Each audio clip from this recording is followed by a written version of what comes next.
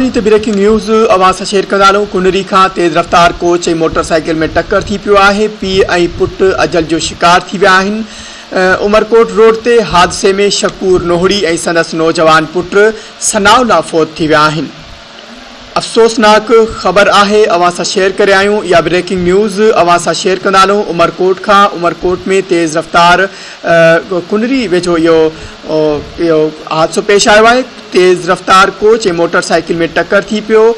उमरकोट वासी ॿुधाया वञनि पिया त उमरकोट रोड ते हादसे में शकूर नोहड़ी ऐं संदसि नौजवान पुटु सनाउला फौत थी विया आहिनि। फोती नौजवान सनाउला नोहड़ी जो हफ़्ते खां पोइ शादी ॿुधायो वञे पियो रिथियल हुई। संदसि फौत थियण जी ख़बर पवंदे ई घर जूं ख़ुशियूं मातम में तब्दील थी वियूं आहिनि। इन हवाले सां वधीक तफ़सील मालूम कंदासीं। धरती टीवी कुनरी जो रिपोर्टर हुसैन कुंभार असां सां लाइन ते मौजूदु आहे। जी हुसैन, अपडेट कजो, वधीक छा तफ़सील आहिनि? बिल्कुल कुनरी लग उमरकोट रोड दरगाह ईसा फ़कीर वटि तेज़ रफ़्तार कोच ऐं मोटरसाइकिल विच में टक्कर लॻण सबबि पीउ ऐं पुटु फौत थी विया। 50 सालनि जो शकूर नोहड़ी ऐं संदसि 15 साला पुटु सनाउला मौक़े ते ई फौत थी विया। मालूम थियो आहे त 4 ॾींहं खां पोइ 23 मार्च ते फोती शकूर नोहड़ी जे वॾे पुट जी शादी रखियल आहे।